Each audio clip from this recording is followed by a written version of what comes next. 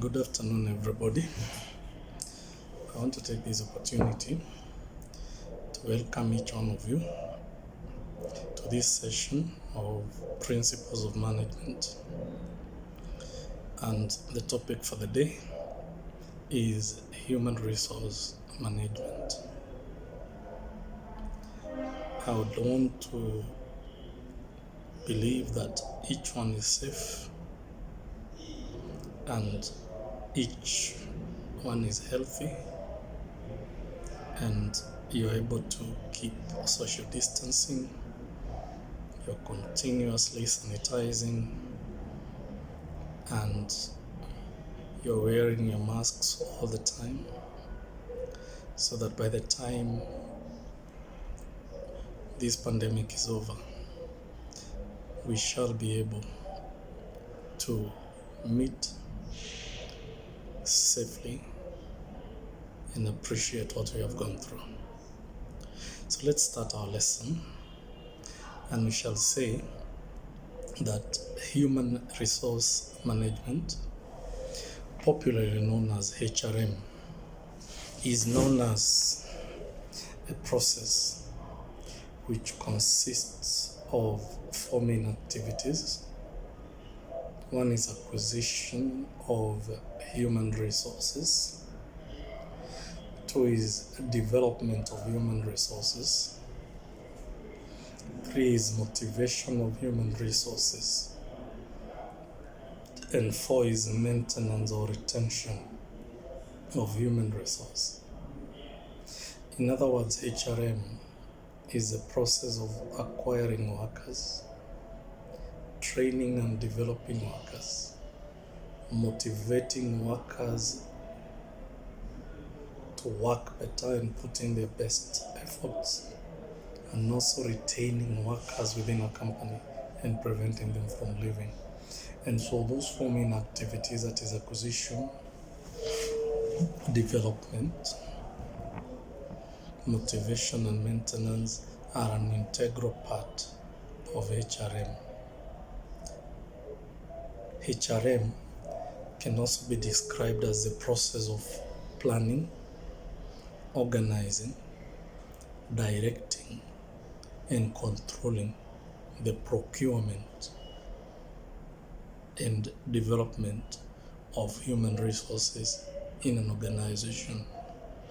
I repeat again, it's a process of planning, organizing, directing, and controlling the procurement, the development, and the retention of human resources in an organization. So one of the features of HRM, or the characteristics of HRM, number one is that it's an integral part of management. Every manager within an organization, at one time or the other, must manage the human resource under him or the workers who report to him. Number two, we normally say it's a pervasive function. And when we say it's a pervasive function, it means that in all the levels of an organization, be it the lower level management, the middle level management, you will always have human resource. Therefore, you cannot say that there is any level of management where you will not find HRM. It also means that in all departments in an organization, you will find HRM. The third characteristic of HRM is that it is a basic function of all the other areas of an organization. HRM is in finance, it is in marketing, it is in procurement, it is in administration. There is no function of management that can take place without human resource. And therefore, every HR function will be prevalent within all the other managerial functions. The other thing we normally say about HRM is that it is people-centered. When a human resource manager is working. You work with all types of people. You work with everyone within an organization, beginning with the CEO all the way to the lower cadre staff. And therefore, human resource is about managing people. It's about motivating people. It's about taking welfare of people. And therefore, we normally say human resource is about managing people who work for an organization, be it in senior management positions or be it in lower levels of management. The other thing about HR is that it is a continuous process. And for an organization to run smoothly, it means that each and every day that organization is working, the human resource element must be managed on a day-to-day basis. And every hour, every minute, every second, there are people issues to be managed, and therefore we normally say it's a continuous process. The seventh and the final characteristic of HR is that it's about managing people relations. How people relate with each other. It's about maintaining a good relationship between the workers themselves, between the workers and the management, because between the workers and an organization. And therefore HRM is about managing human relations. And once those relations are broken, then we normally get HR problems. If you look at something like a strike will occur because the workers are not happy with the management or the organization. And therefore, it is important to understand that when you are managing people, you are managing the way people relate with each other. You want to create good working relationships between each other.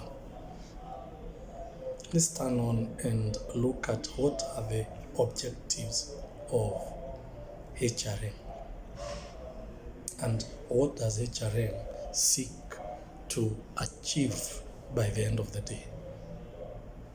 The first thing that HRM seeks to achieve is ensuring that an organization has the right number of workers. One of the problems organizations face with time is that they are either understaffed or they are overstaffed. HRM ensures you have the right number of workers. You don't have too many, you don't have too few. And that is why we have a function in human resource known as human resource planning. Human resource planning ensures that an organization at any particular time or a given time has got the right number of workers. Number two is to ensure an organization has the right type of workers. Right type of workers means the workers have got the right skills, they have got the right competence to perform their jobs. And that's why training is an integral part of HRM. And what HRM does is to train the workers on how to perform their jobs more effectively and in an efficient manner. So training aims at giving them skills that will enable them to perform their jobs more effectively. Number three is that it aims at utilizing the skills of workers fully. There's something in HRM we say the right person for the right job. You can only assign a job to a person after knowing their skills that they possess or have. And therefore, before you recruit, you need to ask yourself, what are the skills required to perform a particular job? When you interview, you look for the person with skills matching the job specifications. And therefore, HR enables an organization to utilize the full potential of an employee. Another objective of HRM is to increase productivity of workers. And when we talk about productivity of workers, here we are looking at output. How much does a worker produce per day?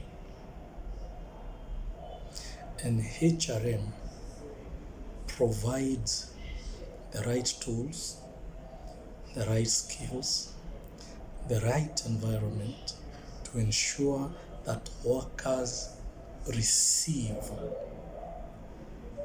the right support, the right materials, the right tools to enable them to increase their productivity. When you talk about performance measurement or even performance appraisal, it's about measuring the productivity of workers, identifying weak areas, and suggesting ways in which those weak areas can be improved or corrected.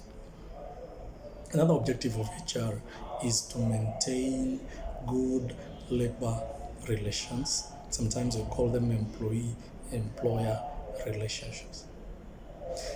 Like I said there before, one of the reasons why workers will go on strike is primarily because they have a poor relationship with the management or an organization. It's a work of the HR manager to guide an organization into establishing a good relationship, ensuring that there is harmony between the management and the workers, and industrial unrest such as strikes are avoided. The other objective of HRM is to create a safe and healthy working environment, and not only create but also maintain a safe and healthy working environment. So it is the work of the HR manager to ensure that any risks that the workers face, which can cause disease, which can cause injury, are taken care of, they are eliminated or they are addressed. It's also the work of the HR manager to take care of the injured workers. So, in creating a healthy and safe working environment, the HR manager ensures the environment is free from diseases, it is free from injuries, etc. And in case of an injury occurring, it is the work of the HR manager to ensure that the HR manager, the working environment is free from those risks. The other thing is to take care of the welfare of workers. And when we talk about the welfare of workers, it means that workers are human beings, and human beings, one, have social needs. Human beings have got psychological needs. And the work of the HR manager is to ensure that the social needs of workers are taken care of. For example, workers have families, and if the families of workers are not safe, there is no peace at home. This work cannot be productive. And so you will find HR concerning itself with issues of birthdays of workers, issues of weddings of workers, issues of birthdays and births of babies of workers, issues of burials. All those are an integral part of the welfare of workers. The other objective of HR is to ensure that an organization complies with labor law. For example, in our country, child labor is prohibited. Children can only work under very, very restricted conditions. And therefore, it is a HR manager to ensure that all the people you employ within the organization have attained the age of majority. Workers are supposed to be paid after a specific number of days, either monthly. If they are cash, they're supposed to be paid on a daily basis. So the labor laws in this country requires that payment be done at a certain time, agreed between the employer and the employee. It is the work of the HR manager to ensure that an organization obeys all this. The other thing, of course, is to develop quality working life and to maintain quality working life, ensuring that workers are happy, workers are satisfied with their work, they develop a sense of pride and a sense of ownership. Another objective of HR is training. And like I said there before, the work of HR is to ensure that the workers who are interviewed and selected have the required skills to do a particular job. In case they don't have the right skills, it is the work of the HR to organize training programs for these workers and actually make sure they get the proper skills that they need. The other thing, of course, is to communicate the HR policies to all the employees. When we talk of HR policies deal with things like annual leave, they deal with payments, they deal with promotions, they deal with discipline, and many other issues. When a new worker is taken on board, it is the work of HR to ensure that these policies are communicated to the new employee and they are understood so that the new employee is able to operate within that environment. And so, we can say one thing, that HR objectives can be summarized into four. One is their societal objectives. Two, their organizational objectives. Three, their functional objectives. And four, their personnel objectives. Let's ask ourselves, why HR? Why should an organization employ a human resource manager? Why should an organization create a HR department?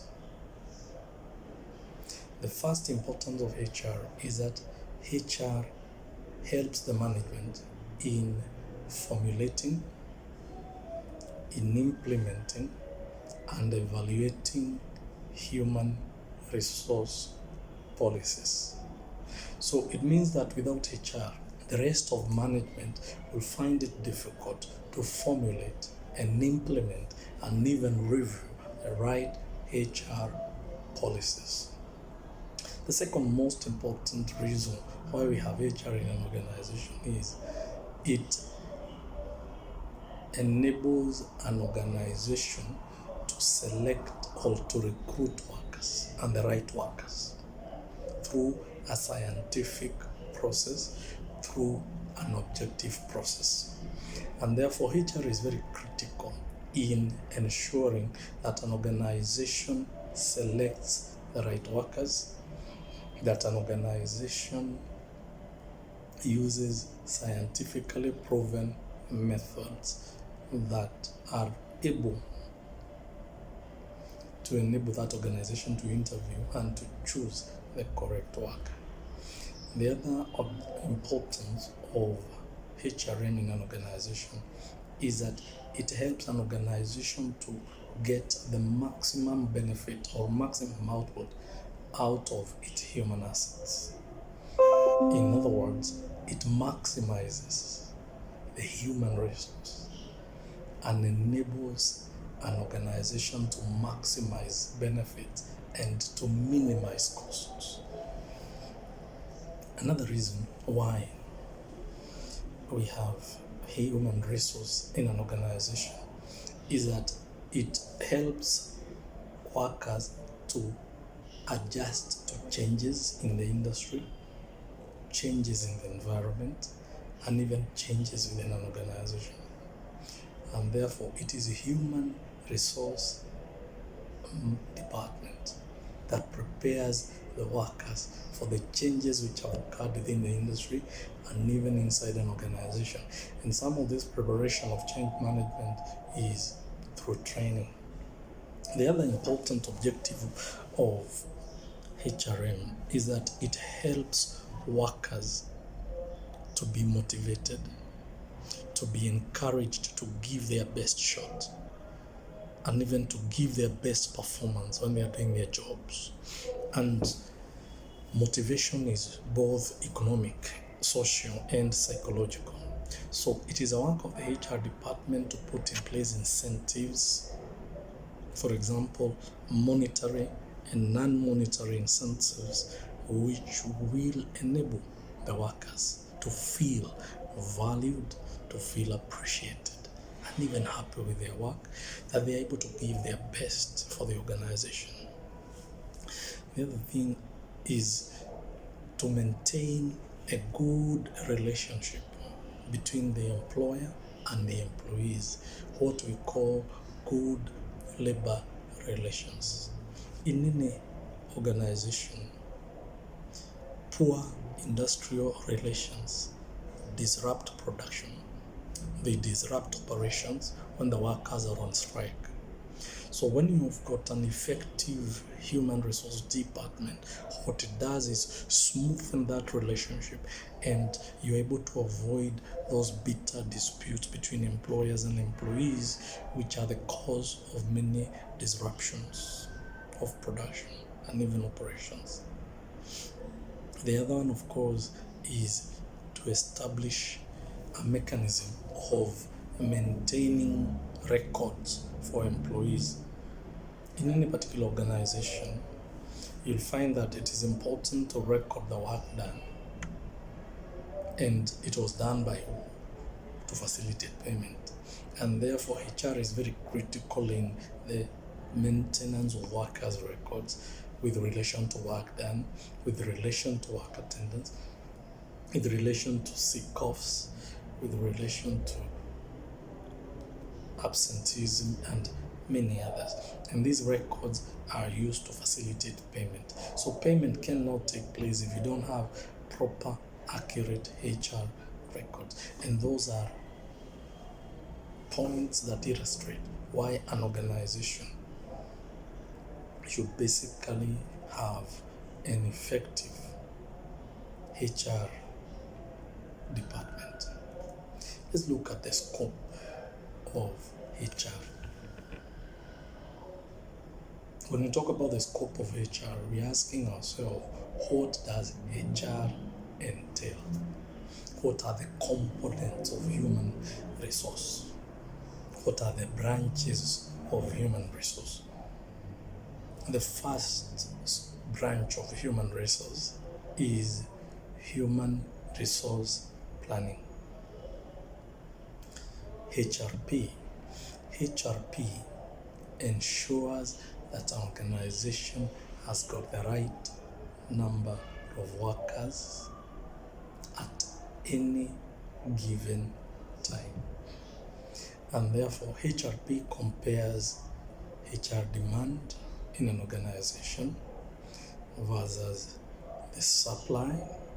And when you compare human resource demand and the supply, you are able to identify any gaps that exist, and then you develop either short-term or long-term strategies to meet the HR requirements. And therefore, HRP is about planning your human resource, ensuring you have the right number, you're not overstaffed, you don't have too many workers, or you don't have too few.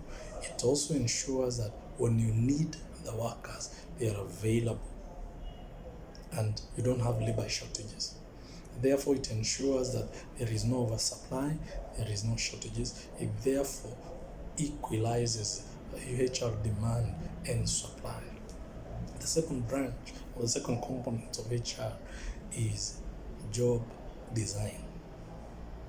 Job design involves, one, establishing the contents of a particular job. establishing the qualities of the worker required to do that particular job, preparing a job description, and the job description will give us the day-to-day duties of that particular job, and then preparing a job specification. So three things are very important in job design. One is job study, where you study the content of every job and you prepare a job description. From the job description, you come up with what you call a job specification, which specifies the characteristics and the qualities of the person needed to do that job.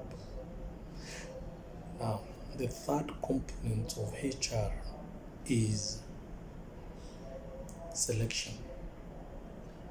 Selection is the process of recruiting or acquiring the workers. And this involves advertising the job. It involves shortlisting the candidates. It involves inviting them for an interview, conducting the interview, and choosing the right employee. And after selection, then you deploy. Therefore, the third component of HR, we normally call it selection, or probably can call it recruitment. Recruitment is about acquiring the right employee. The other component of HR is training. And like I've said, training has to do with finding out what are the training needs of the workers. What do they know and what don't they know? We call it a training needs assessment, or TNA. And once you identify the training requirements of workers, then you can prepare a training program. Once you prepare a training program, you implement that training program by conducting actual training, and then you evaluate the results of training, and then you review in case of any shortcomings. And so training and development is about preparing workers to do their job, imparting the right skills, ensuring that those skills are present within the workforce. Development, on the other hand, tends to be long-term, and it's about preparing workers to fulfill the future needs of an organization, like succession planning, whereby you prepare younger managers to take over from older managers who are exiting, who have died, or who are retiring, or who are exiting the organization. And therefore, training tends to prepare workers for their current job positions, but development prepares them to do their future jobs. So training can be said to be short-term, while development is long-term. The other component of HR is compensation. Compensation is payment. The first question that normally arises and HR has to decide is, how much do you pay the workers? 2, how will the increments be done? And so the salary reviews and setting of salaries is an integral part of HR. There is also on what basis. Do you pay people per hour? Do you pay people piece rate? Or do you pay a fixed salary? How do you determine the salaries to be paid? What factors determine the salaries? How factors or what basis will be used to increase salaries? All these are questions that will be answered in compensation, and HR is responsible for coming up with a good compensation policy.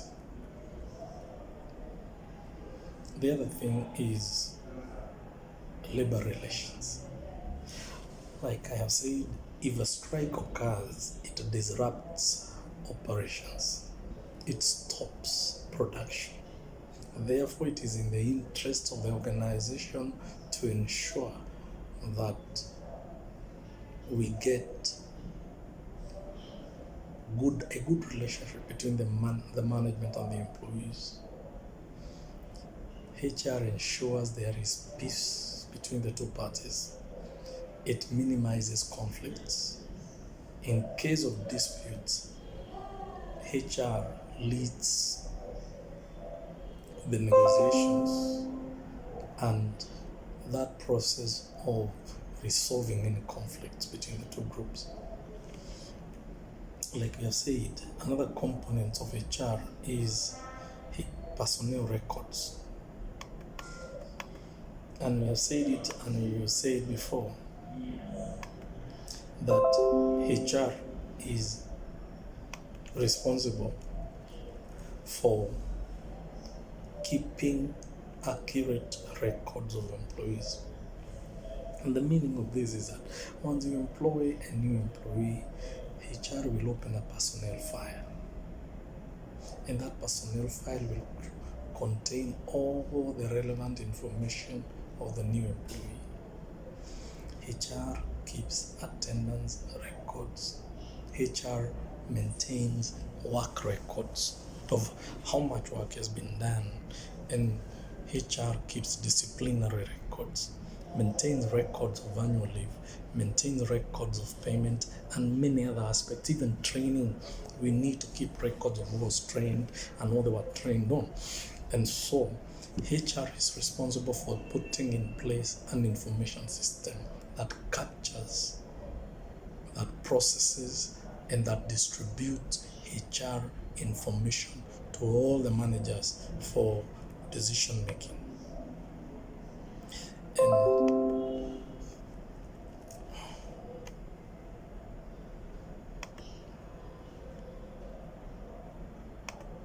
another important aspect of HR is making sure that this information is available to everybody. And so I hope we've understood what are the different components of HR. And it means if you're studying HR, one of the topics that HR will have is HRP, which is Human Resource Planning. 2, job design. 3, recruitment and selection. 4, training and development. 5, compensation. 6, labor relations. 7, personnel records. And of course, probably we can add an 8th one, which is welfare. And so all these are different branches of HR, and the topics is what make up HR, and they define the scope of human resource. Let's look at what are the different functions of HR. We can say that HR is responsible for 1, HR planning. 2, it's responsible for HR organization. 3, it is responsible for HR directing. And 4, it is responsible for HR control. And therefore, when you talk about the managerial functions of HR, 1 is planning of human resource, organizing of human resource, directing human resource, and controlling human resource. Those define the managerial functions of HR. The operative functions of HR, 1 is procurement. Procurement basically means acquisition of HR or recruitment of HR. 2 is development of HR or training of HR. 3 is compensation. 4 is maintaining good industrial relations. 5 is record keeping. And so we can say the operative functions of HR. 1 is procurement of HR, development of HR, compensation of human resource or HR, good industrial relations, HR records, and then performance appraisal or even evaluation. And so we can say that the functions of management are divided into 2, and sometimes we turn into the strategic function.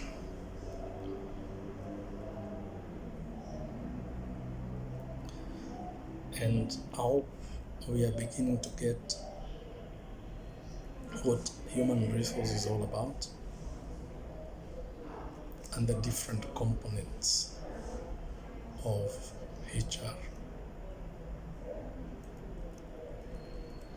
So I want to end my lesson there and wish everybody the best, and hope that each one of us will continue to revise, to study, because we don't know when the exam will be done, and that uncertainty is not good. If we throw caution to the wind, it will mean that when the exam is, the exam date is set, you will not be ready. It is important you do a bit of revision each and every day. Make sure you keep your knowledge fresh. Thank you.